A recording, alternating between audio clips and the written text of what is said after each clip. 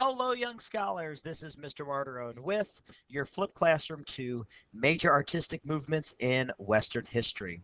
So, as I go through the slides, there's not going to be a whole lot of note taking. Actually, there will be very little note taking because you've already done the notes. But as we're going through, I want you guys to look at the packet, the pink packet that I've given you guys, um, titled Major Artistic Movements in Western History. Already in class back in the fall, we've studied the Italian Renaissance, the Northern Renaissance, Mannerism, Baroque, and we kind of touched upon Romanticism. I'm going to come back to that today.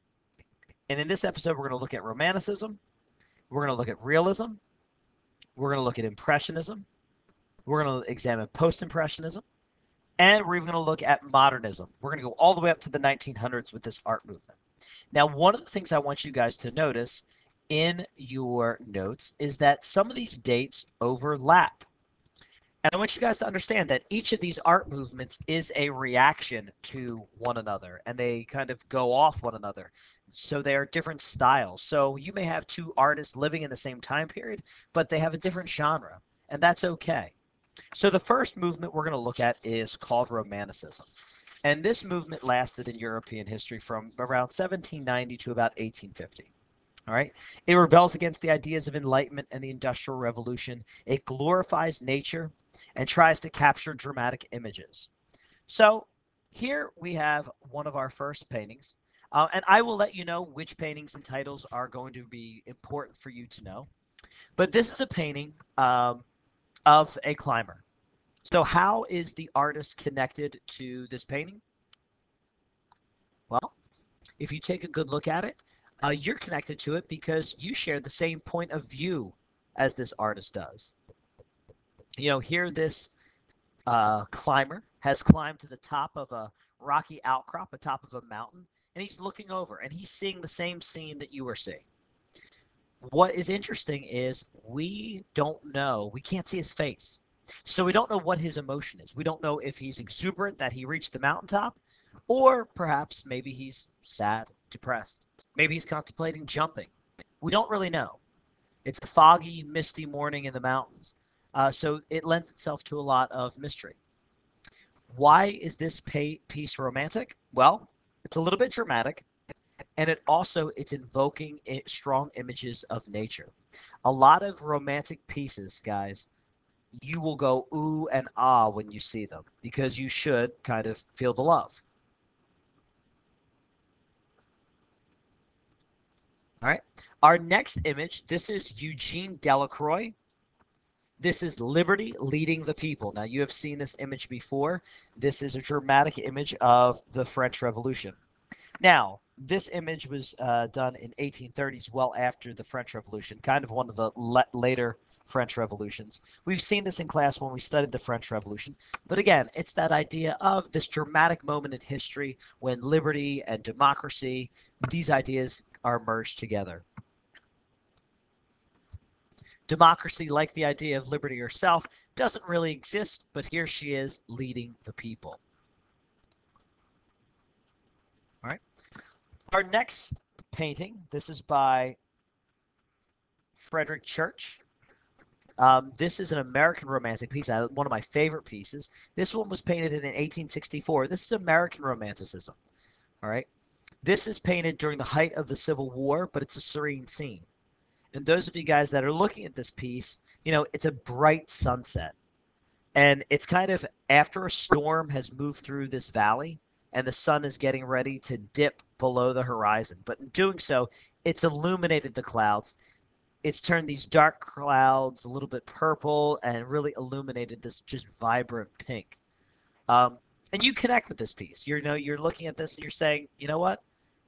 It should invoke a memory. You should be looking at the sunset thinking, there has been a time in my life where I remember seeing a sunset like this. You know, maybe it's the end of summer. You know, you're hanging out with your friends and you see a beautiful sunset. Maybe you're on the Ocean City boardwalk, or you're out somewhere and you see something like this. But romantic pieces, because again, as the Industrial Revolution is going on in Europe and America and throughout the world, artists will attempt to capture nature. They'll attempt to kind of explore what else is beyond the city. So a lot of romantic pieces are going to be nature. So on a test or whenever you're looking at this, if you see images of beauty and nature, more than likely it's going to be a romantic piece. All right, another one of my favorite romantic pieces. This is an American artist. This is Albert Bierstedt's Sunset in Yosemite. Um, for those of you that want the side story, Marissa and I were engaged in Yosemite National Park.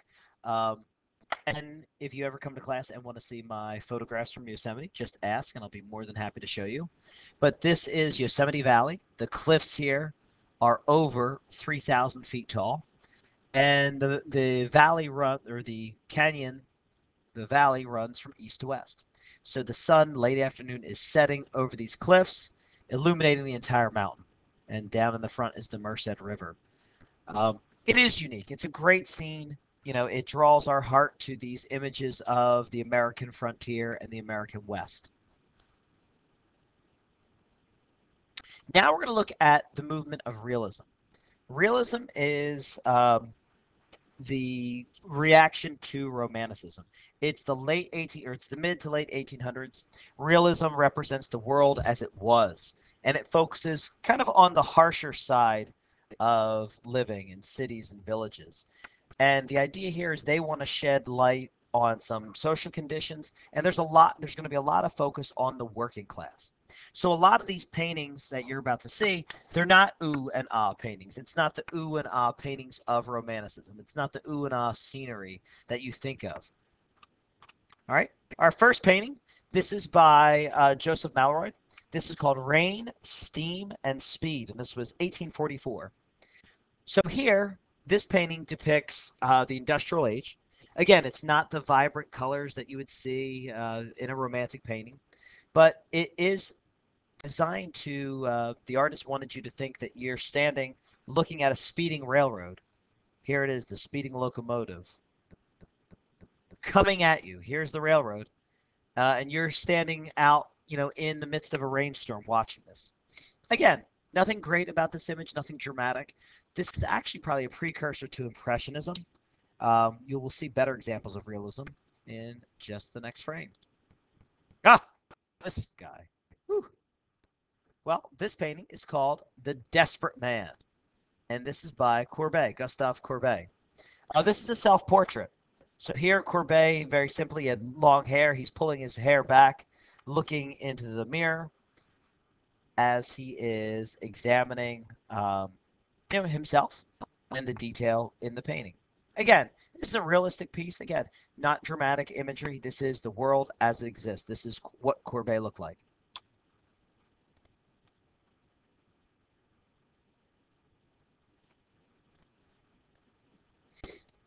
All right, so the desperate man, ladies and gentlemen, it just represents the world as it is. It focuses on the working class.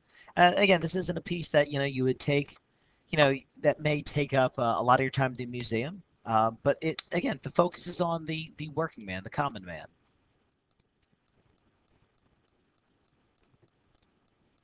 Okay, so our next piece is called The Stonebreakers. You do want to write this one down.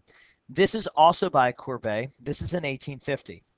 So Stonebreakers is a dramatic image because, again, for several reasons. It depicts two working class people, one older man seen on the right and one younger boy seen on the left. By the looks of it, we can see their clothes are kind of ratty and raggedy, and they're not very nice. But how do you connect to this piece, you have to ask yourselves? Well, you connect to this piece because you can't see their face. All right? The young boy has his back towards you, and the man on his knee, the hat is covering his face. So this could be any worker, the anonymous worker of the industrial age. And notice the color scheme, ladies and gentlemen. The color scheme is kind of yellow and brown. Not very vibrant color. So think back to that painting I showed you a couple of minutes ago of the sunset in Yosemite or Frederick Church sunset over the Arkansas River. Vibrant colors. Here, the colors are just bleached out. And the work, guys, look at this painting. The work is backbreaking. They're literally breaking rocks, breaking stones, and moving them out of the way. This is dull, monotonous, tedious work. It is not enjoyable.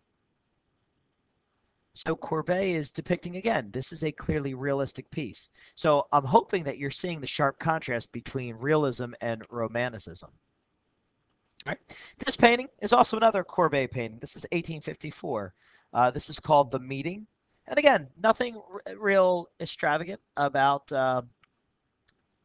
this painting. It depicts, a hiker on a voyage meeting two gentlemen, and they're exchanging pleasantries. But again, it's depicting common everyday life. All right. This painting is Brenton. Again, nothing real dramatic. Even though the colors are, you would say, are somewhat dramatic and the skies are somewhat pretty. If you look very carefully, the women are working, all day in the fields. The painting, these are two separate paintings, but the one on the left, the young lady is pregnant. She has the sickle in her left hand, or excuse me, in her right hand. She's probably been cleaning, the fields all day long. And her feet she is shoeless.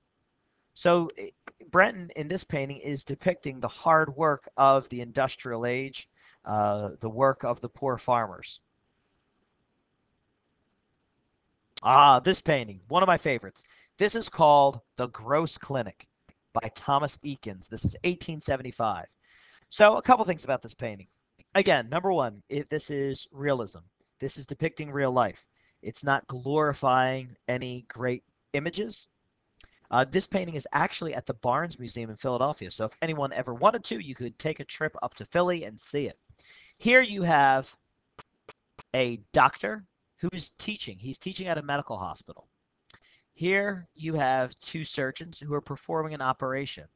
And what we're looking at here is this is the femur bone. This is the leg of a patient. You can see down here is little socks. And they are operating on his what probably would be perhaps a major artery. Maybe he's having knee surgery. I doubt it. But they're operating, and the way the light comes down and makes the body the focal point. But also, we can't see this guy's face. It's kind of anonymous. We only see his backside, literally. So the surgeons are working on it while the doctor is explaining. And in the background, we'll move the little smart software. Over here are the doctors taking notes. And I love this one student who's, copiously taking notes while this guy up in the background is kind of just, sitting there watching. I would much rather have my surgery from this guy here, though. This guy's almost looks like he's asleep. Meanwhile, the woman in the foreground, she's can't even look at the surgery. She's very distraught. So there's a lot in this painting that depicts the idea of realism. So in this video, I hope you understand the difference between the two movements. Romanticism, on the one hand, is going to invoke nature, very beautiful, the ooh, ah feeling, while realism is going to depict life as we know it, the real harshness of life.